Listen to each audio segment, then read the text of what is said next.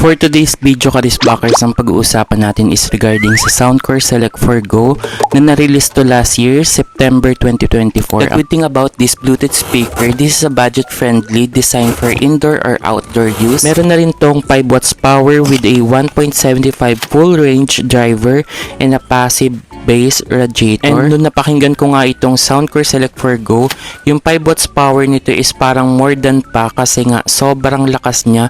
May punch yung bass nito kaya magugustuhan nyo to. Talagang kalabanin siya ng JBL. Ang kinagandahan lang dito is mas matagal tong malobat kesa sa JBL. At bukod dyan, very budget friendly talaga to. For its price, talagang hindi nyo talaga akalain na ganito siya kalakas sa ganyang presyo talaga. At kung kayo ngayon tipong galing na kay JBL, mas madali kayo makakapagkumpara ng mga tunugan ng mga speaker. And the good thing about this Soundcore Select 4 Go, it comes with waterproof rating. Meron siyang IP67, fully waterproof na rin to. Tapos meron na rin siyang kasamang dustproof and even float. At tama ngayon napakinggan nyo kahit ihagis nyo to sa swimming pool, sa dagat. Kaya maganda talaga to for outdoor use kasi meron siyang waterproof and dustproof na rin to. Kaya talagang lulutang lang to sa mga tubig. At ang isa pang magugustuhan nyo kay Soundcore is supported na siya ng application. Madadownload nyo to kay Play Store and Apple Store naman sa mga iPhone. Available din dito mag-change kayo ng mga equalizer ng mga sounds nito. Nakalimitan, makikita nyo lang yan sa mga branded talaga ng mga speaker na meron siyang application support na pwede nyo i-change yung mga equalizer niya. The Soundcore is supported with TWS mode, stereo pairing. You can pair two speaker together for a stereo sound. Kailangan lang nito is same model na Select 4 Go parehas ang mag-prepare na speaker kasi kung hindi siya mag-prepare. And as you can see, Karisbackers, ganito siya i-download yung application niya.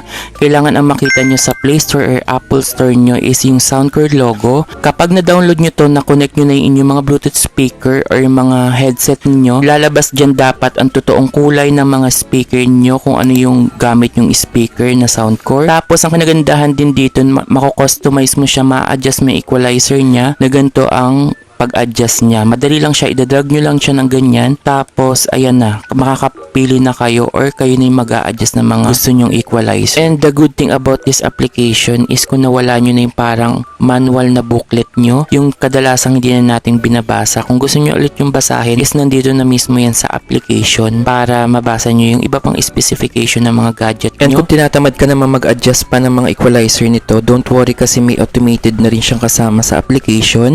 Ikiklik nyo lang yan and makakapili na kayo ng iba't ibang equalizer ng inyong mga gustong mga timbre ng mga music. Kaya naman huwag na tayo magpatumpik-tumpik pa, mag-sound test na tayo. Ganito ang tunog niya kapag i-on nyo.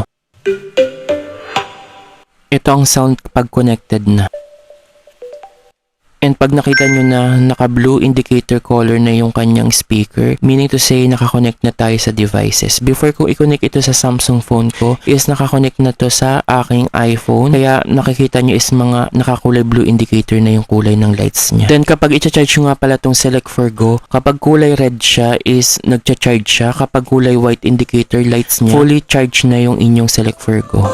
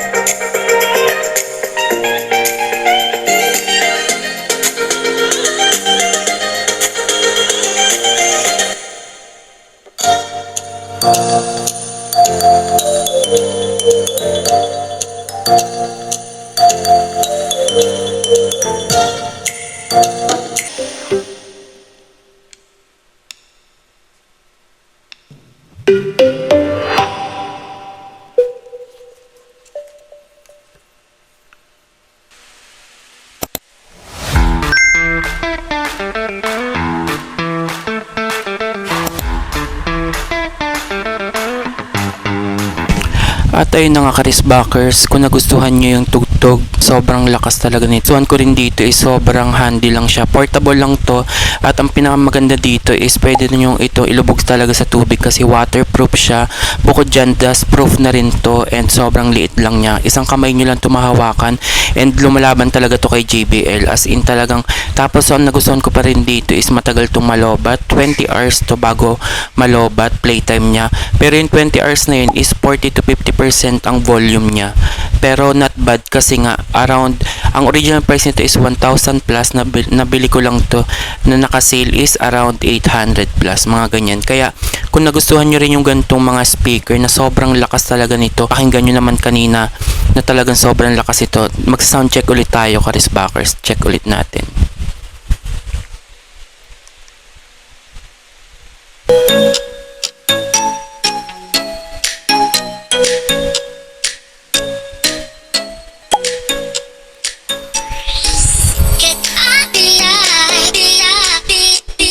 O, diba? Sobrang lakas Karisbackers. Ilalagay ko na lang din dyan ang yellow basket para kung nagustuhan mo yung mga ganitong speaker and legit ang mabilhan mong Soundcore by Anker.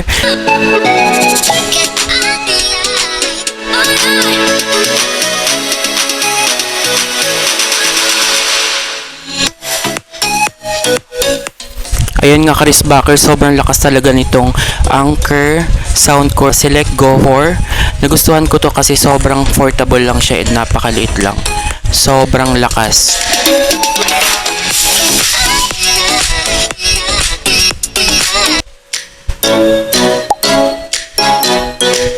And partida Karisbackers, 40 to 50% volume pa lang yan. Hindi pa yun full volume pero napakalakas talaga nitong Soundcore Select 4 Go na to. Huy, sobrang lakas naman ito.